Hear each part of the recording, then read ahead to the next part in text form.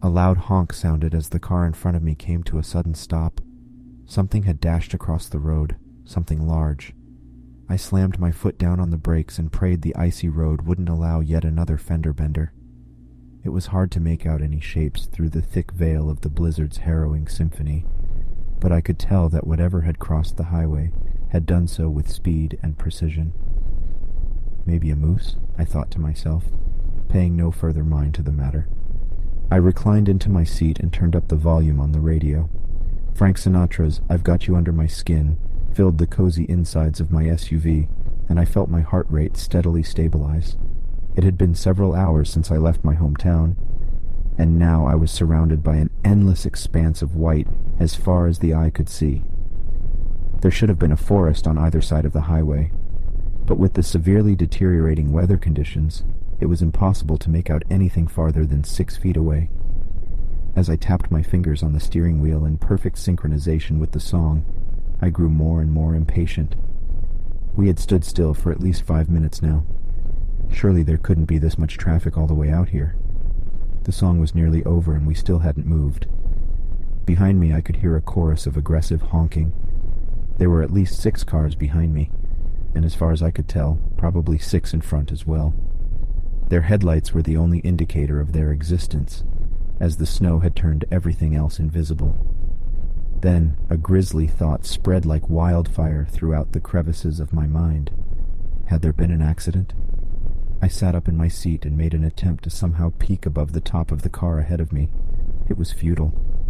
"What is going on?" I murmured under my breath as a loud sigh escaped my body. The howling winds outside violently slammed into the exterior of the car, killing any notions that I may have had about stepping out and investigating. For now, it was best I just waited it out. It would surely pass in a minute or so. I picked up my phone and started messing around with a few apps. I do not condone texting and driving, but considering we hadn't been moving for a while, I'd wager a short social media session couldn't hurt anyone. And besides, it didn't look like I was going anywhere anytime soon either. I even glanced over to the half-empty bottle of Jack Daniels that laid unassuming on the floorboard of the seat beside me, but I decided against it for now. Prior to this traffic jam, I had been visiting my extended family for the holidays back in my hometown. Due to reasons we don't need to delve into, I was forced to leave earlier than I'd initially expected, which was fine by me as I couldn't stand another second of chatty family drama and that awful holiday cheer. Forgive me if I'm sparse with the details, but for privacy's sake, I won't disclose the name of the town I departed from, nor where I am currently headed. All you need to know is that the road I was traveling on was located pretty far up in the northwestern region of the United States, and it was absolutely freezing. Some time passed, and the vehicles on the road hadn't moved an inch. It was as though they were rooted to the icy foundations below. Dauntingly, I observed as the car in front of me was in the process of getting devoured by the rapidly growing snowfall. Its tires were nearly completely engulfed, and I figured that it wouldn't be long until getting home in time to watch today's football game would be the least of my concerns. Then, growing in the distance, were sirens. I looked up from my phone and directed my gaze toward the side view mirror and saw a faint blinking blue light penetrate through the thicket of snow. The ambulance zoomed past me at breakneck speeds, and shortly after, a police car followed. This only reaffirmed my belief that something terribly wrong had occurred. I scrolled through my phone and continued as usual, though my digital endeavors would prove to be quite fruitless. The longer I used my phone, the worse the connection seemed to get. TikTok and YouTube videos began buffering, and other apps that required internet connectivity wouldn't even load. I'm by no means a physicist, tech guru, meteorologist, or whatever the appropriate title for this would be, but I surmised that the ongoing raging storm could be linked to the shortcomings of my phone signal. Incidentally, I was also in the middle of nowhere, 40 minutes away from the nearest settlement, and 3 hours away from the closest city. The remoteness of my location would surely also have an impact on my... A light tapping on the window caught me off guard and I jolted in my seat. Crap, I thought, as the sight of a bulky police officer greeted me on the other side of the glass. By the looks of it, he had been out in the storm for way too long. His cheeks were glowing pink, and he had snowflakes stuck in his burly mustache. I quickly stowed my phone in my pocket and rolled down the window, preparing to explain why I was on my phone in traffic, but the officer didn't care about any of that. "Good evening, sir," the officer started.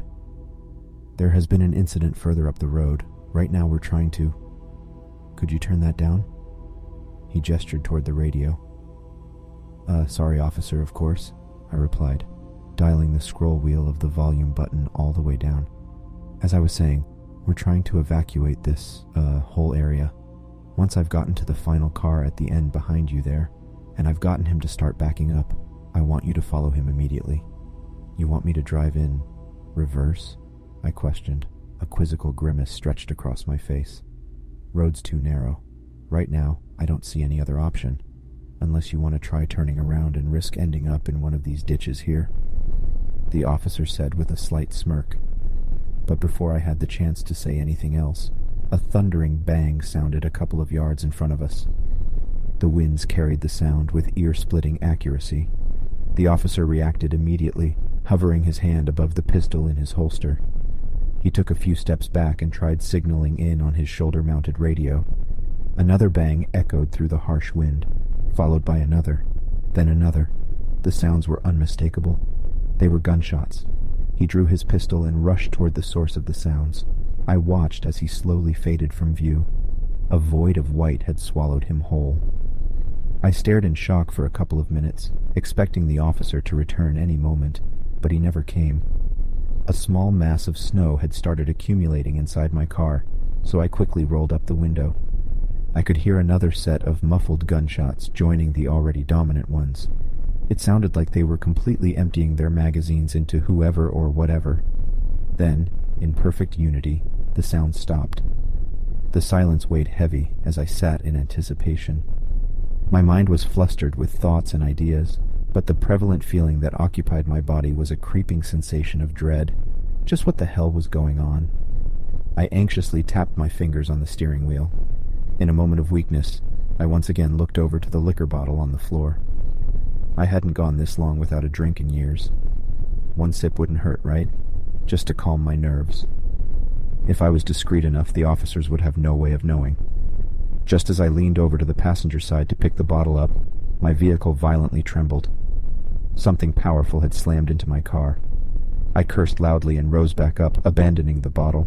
I frantically searched around, looking for any signs of the perpetrator. I scanned my rear view, the side window, and even the passenger side's window. Nothing but a flurry of white specks. Then I noticed something in the blizzard in front of me. A black silhouette grew larger and larger, and soon I could make out what it was. A man, no, two men, and they were running towards my car. But these guys weren't police officers, nor any of the paramedics that had arrived earlier. They must have been the denizens of the cars in front. And then, two more people appeared behind them, either giving chase to or following the two men in front. As they inched closer, I could properly see the expressions carved into their faces. They were terrified. They looked as though they had seen a ghost. The first two men ran past my car. They didn't even look at me. Shortly after, the two people behind them followed, a woman and a boy. They hurried across the ice at great speeds, while at the same time exercising caution, so as to not slip and fall. Before I had the chance to react, they were gone, having once again been consumed by the endless white void. This was definitely cause for concern. Who in their right mind would abandon the comforts of their vehicles all the way out here? In this weather? The driver in front of me cautiously opened one of the doors of the car. A middle-aged white man with a beer gut stepped out into the cold. He slung his puffer jacket around his shoulders and stared off into the distance ahead. I watched him curiously, wondering if he too would start running, and then wondering whether I should join him if he indeed decided to. Right now, it seemed illogical, but then again, these guys clearly knew something I didn't. Maybe there was a gas leak ahead. Maybe some radioactive material had been improperly disposed of. My mind raced, looking for any logical explanations for my current predicament, but I found none. The man took a few steps forward, intently inspecting the blizzard ahead. It seemed as though something had caught his attention. He took another few steps forward, positioning himself in front of his car, partially obscuring my view of him, his left side still visible. But there was something else. In the deep recesses of the snowstorm, Something was moving. I strained my eyes, leaning forward in my seat and staring through my snow-covered windshield. Approaching from the left side of the road onto the oncoming lane, a large silhouette bobbed up and down as it slowly advanced toward the man. Though it was far away, it looked to be near twice his height, but he hadn't noticed it. The man was far too busy examining whatever had caught his attention directly in front of him. An overwhelming sense of dread filled my veins. The way the silhouette moved, I couldn't quite explain why, but it felt predatory, like a lion stalking its prey through the thick underbrush of the African savanna, right before springing into action and securing itself a fresh meal. Was it a moose? It didn't look to be. The proportions were way off, and it almost looked to be bipedal. But I couldn't think of any other large animals out here that the silhouette could have belonged to. I doubted this area had ever seen any polar bears, and even so, they couldn't possibly reach this size, could they? It was like my primal instincts screamed at me to do something. I felt my fight or flight start to kick in, but I managed to keep it under wraps. I was safe inside my warm SUV. But the man, however, I had to warn him somehow.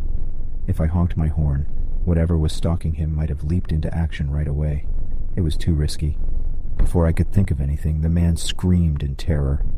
Muffled through my car's thick exterior, his cries echoed.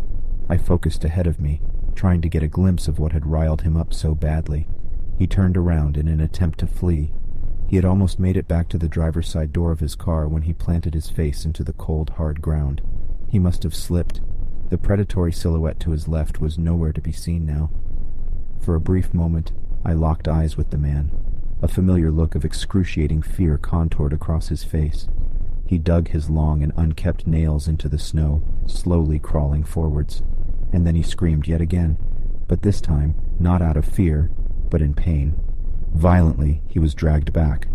I watched in horror as the man tried to fight it, clutching the powdery snow as if it would actually provide a stable grip. He was dragged in front of his car, and out of my view. Just before he rounded the left side corner, I could see his blood-covered hands desperately cling to the tire, and then he was pulled away. I was in complete disbelief. It was like a scene from a horror movie, except this was real. This was actually happening. The man's wailing abruptly ceased, and besides the harsh winds of the blizzard, no sound was made. I pulled out my phone and tried my best to shake the trembling in my hands as I dialed 911. As I waited for a response, I made sure all the doors were locked while I glued my eyes to the spot where I'd last seen the man. A pair of long indentations scarred the snow where he had lay, and a crimson handprint stained the black rubber of the front tire. Come on, pick up already," I harshly muttered to my phone, but I never made it past the dialing tone. Was it because I had no service?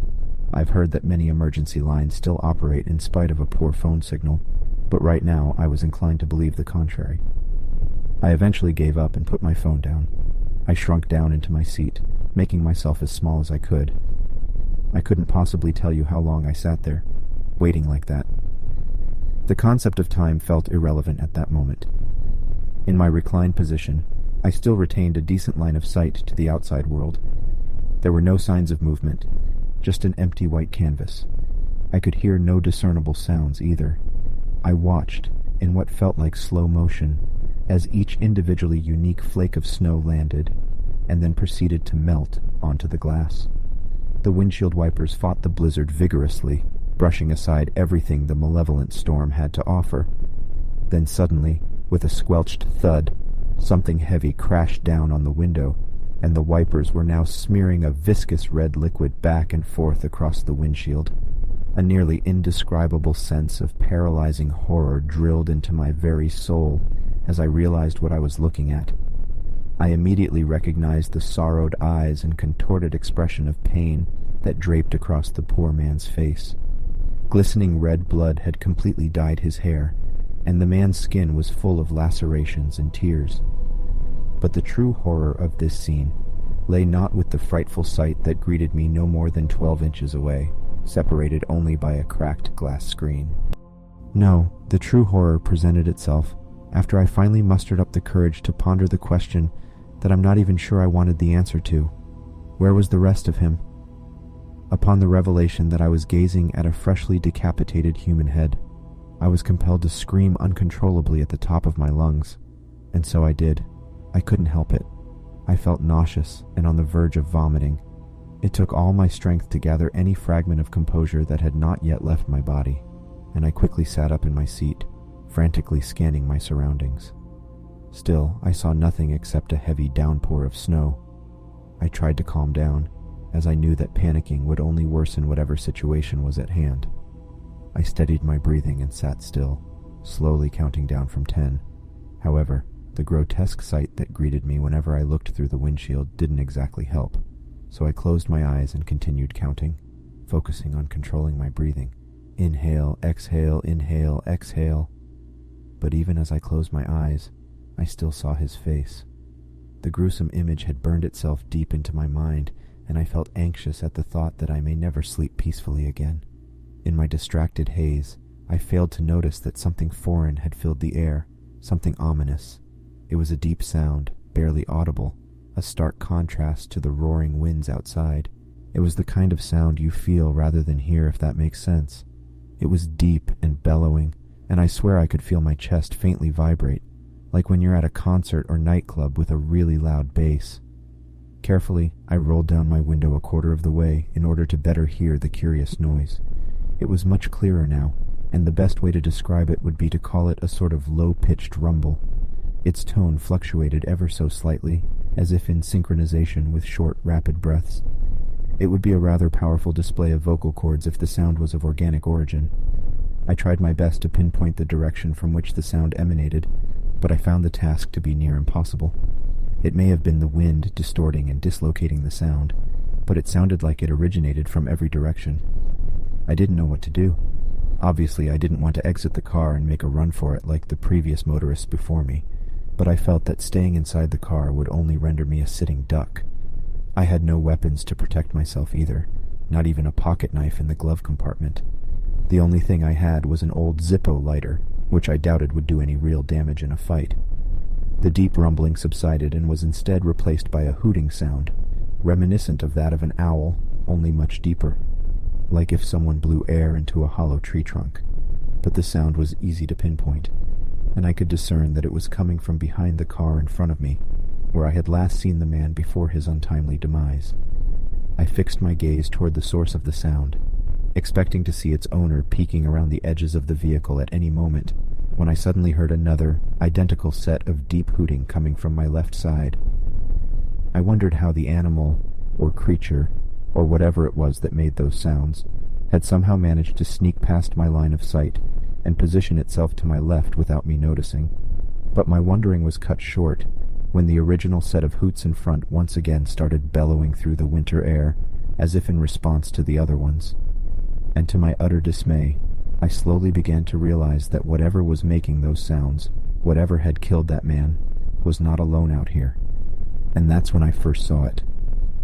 As if on cue, I noticed the dominant silhouette standing in the middle of the road, contrasting itself against the rushing snowfall. Slowly emerging from the harrowing blizzard, just a few yards away from the car ahead, the creature revealed itself. It was unlike anything I had ever seen before, an abominable middle finger to all of God's creations upon this earth. Its skull resembled that of a crocodile, resting well over 10 feet above the ground.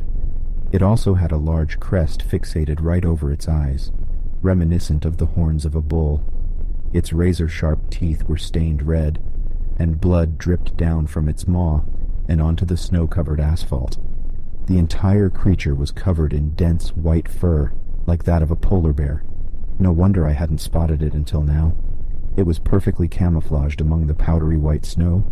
The rest of the body was hard to make out due to the storm, but I could tell it was huge, easily towering over the vehicle it slowly approached. It moved closer, trotting towards me in a jagged fashion. Blood still dripped from its malformed mouth. It almost looked to be smiling. Almost. I looked around the cabin of the car, once more desperately scouring for anything I could use to defend myself. Except for the bottle of liquor I had laying about, I was at a loss. At least I could ease the pain of being torn limb from limb by having a little alcohol in my system, I thought to myself. Seeing the creature uncomfortably close now, I made an attempt to just drive away. It was true what the officer had said previously about the road being extremely narrow, but in the face of certain death, I figured it was worth a shot. Though, as I was boxed in by both a car in my front and one in my rear, I would have to succeed at a difficult maneuver in order to make my escape. A maneuver I wasn't too sure I could make in these perilous conditions, but I had to try. I applied my foot down onto the gas pedal, and the tires spun around in the snow, slinging bits of debris everywhere. Still stationary, I pressed down even harder, hoping to God that I would break free from my frozen constraints. In my panic, I gazed ahead and locked eyes with the creature. I could feel its wicked stare burrow deep into my soul. The wheels kept spinning, but I wasn't making any progress. I had waited too long. It was as I had feared earlier. I was trapped. There was nowhere to go. An ear-splitting hoot sounded just a few yards away, and I saw the creature had stopped in its tracks. It raised its head and let out another hoot. "What the hell do you want?" I sobbed, punching the steering wheel in frustration. The wretched thing cocked its head and let out yet another vocalization. It was as if it wanted to grab my attention, or to distract me. Before I knew it, I felt a searing pain aching throughout my body, and my world was turned upside down as a powerful force slammed into the left side of the car, sending it flying. The SUV toppled over, accompanied by the sounds of crushing metal. Thankfully, I was wearing my seatbelt, or else I would have probably broken my neck while tumbling around inside the car, like dirty laundry in a washing machine. When the car eventually came to a stop, I found myself suspended upside down in the driver's seat. The vehicle had rolled down into the nearby ditch on the side of the road. Below me, on the inside of the car's roof, were fragments of shattered glass and heaps of snow. I hadn't quite processed what had happened, so I sat there for a moment, taking it all in. Suddenly, everything felt so calm and quiet. I questioned if I had even survived the ordeal. A warm liquid flowed down from my chin into my mouth, and then down the rest of my face. The stinging copper taste made me snap out of my trance, and I began to assess the situation. Outside, I heard heavy thuds rapidly approaching the vehicle. Each mighty stomp struck down into the snow with rhythm, and I could imagine the creature's mouth practically foaming at the prospect of a fresh new meal. The footsteps came to a sudden halt right outside the driver's side window, and I turned my head to get a better look. A set of two large and powerful hind legs stood mere inches away from my face. They were covered in what looked to be reptilian-like scales lined with dense white fur, and the creature had 3 long talons that protruded from each foot. The deafening scraping of metal filled the air as I imagined the creature began clawing away at the undercarriage of the SUV. From the fast-paced shifting of the monster's feet, I began to understand the sheer ferocity with which it attacked. It was going ballistic, shredding the exterior at an incredibly fast rate. A combination of hoots and growls escaped its bloodthirsty jaws as it chipped away at the metal. It wouldn't be long until it was through. Another pair of heavy footsteps stopped just a short distance away on the opposite side of the car, right outside the passenger's side window. Like its predecessor, it too began clawing and kicking at the body of the car. The two creatures were relentless. I'd never seen anything like it. Not even wild hyenas were this ravenous. I braced for impact as I unbuckled my seatbelt, positioning myself in such a manner so that I wouldn't break my neck upon impact. I hit the ground hard and was greeted by the sensation of cold snow and broken glass. The car rocked back and forth as the creatures violently attacked. It was obvious I couldn't stay in here for long, but escaping the crushed remains of my vehicle and running out on foot didn't seem favorable either. I felt a deep desperation begin to set in as I realized I would most likely not live to see another day. This was it. Just as all hope had faded, and I began to accept my fate, my arm brushed up against a cold and oblong object. I shifted my body around to see what it was, and a light bulb ignited inside my head as I gazed upon the still intact bottle of liquor that laid on the floor. My hands trembled as I reached deep into my pocket and extracted my old Zippo lighter. However, I examined the Jack Daniels and gauged that the contents inside would not be enough for the powerful reaction I was hoping for. So I opened the glove compartment and began searching. "Ah, there it is," I cheered as my fingers grazed upon the bottle of scented hand sanitizer. An old relic from the pandemic. It was nearly full as well. I opened the 2 bottles and began pouring the disinfectant alcohol down into the half-empty liquor bottle. The sanitizer mixed in with the strong bourbon would surely be enough for an improvised Molotov cocktail. I ripped off a piece of cloth from my shirt and stuffed it down the bottleneck. With the Molotov in hand, I crawled toward the cracked windshield. I spun around and pressed my feet against the shattered glass frame. In an adrenaline-infused state, I pressed my legs down and applied pressure to the windshield. I strained my body and pushed my legs harder than I'd ever done before in my life, wishing I'd spent more time at the gym prior to this. Due to its severely damaged condition, it didn't take long before the windshield came off, and the harsh winds of the outside world filled the cabin of the upside-down car. Above me, the creatures growled and bellowed, ripping and tearing away at the framework. I could see narrow slivers of light begin to penetrate the underside of the car, meaning they were nearly through. I crawled through the new opening and out into the unforgiving blizzard. I feared that as soon as I stepped outside, one of the creatures would promptly place my head in its jaws, and I would be done for. But that never came. It seemed that they were too preoccupied with getting through the hard exterior of the SUV, and they had failed to notice that I had made my crafty escape. I kept crawling along the snow, praying to God that the beasts wouldn't turn their hideous heads and discover the easy meal slithering away right beside it. I didn't dare look back either. I couldn't bring myself to face the abominable animals. Once I had achieved a satisfactory distance away from the car, I finally turned around and rose to my feet. I ignited my lighter and set the Molotov cocktail ablaze. Don't try this at home, by the way. With all my remaining strength, I hurled the flaming bottle at the heap of scrap metal that used to be my car, and watched in glory as the fire began to rise. I even think I hit one of the creatures, as I heard a dazzled yelp cry out. The flames weren't nearly big enough to cause a massive explosion or anything, but it was just enough to distract the creatures, so that I was able to make a run for it. I ran back onto the road and continued past all the vacant cars that stood further up. The ice was painted red, and a couple of human corpses, or at least what remained of them, were strung about the various abandoned vehicles. Eventually I came upon the ambulance and the police car that had arrived about an hour prior. There were no signs of the officer who had talked to me, but deep down I knew what kind of fate had befallen him. In the distance, I heard ominous rumbling sounds coming from one of the creatures, followed by agitated hooting. Had they finally noticed I was gone? In that case, I didn't have a lot of time. I got inside the ambulance and planted myself down in the driver's seat.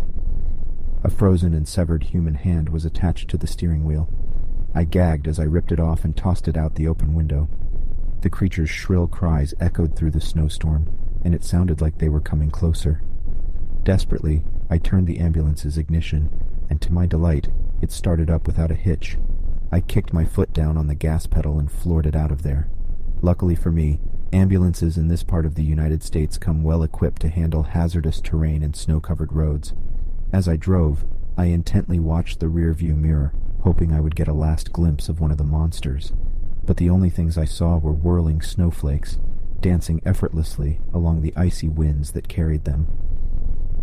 About 30 minutes of driving later, I arrived at a small town. The blizzard had begun to let up, and the sun was starting to set on the horizon. I parked outside the first roadside hotel I found, and must have looked like a zombie as I frantically begged the receptionist to alert the authorities. She looked extremely nervous, but did as I told her. After a while of talking, the kind receptionist informed me that the police would stop by first thing tomorrow morning. Apparently, the nearest police station was an hour's drive away, and the raging storm had caused major problems across infrastructure all over the state. Seeing as how nobody was in immediate danger, they would wait until the roads were cleared and traversal was safe again. I wasn't happy with this response, but I was too tired to really care. I checked into one of the hotel rooms and began typing all this out on my phone. There are still so many questions left unanswered, but I imagine tomorrow will bring more news about the situation. I just hope that the other motorists along that highway made it out okay, but I have my doubts. The blizzard has now subsided, and outside my second-story window, I am treated to a view of the clear night sky and the endless expanse of the tundra. I'll admit, this landscape is beautiful, though it is a shame that I will now forever associate the tranquility of snowfall with the abhorrent horror of events prior. However, that is not all. Since it was getting hot in my room, I decided to crack my window slightly ajar. For the past hour, I have been listening to the breeze floating across the frozen countryside. There are no sounds of wild animals out here, oddly enough, but there is something else. Occasionally, in the distance, the silence is broken by the ever-so-familiar and foreboding sound of a faint hoot crying out into the night.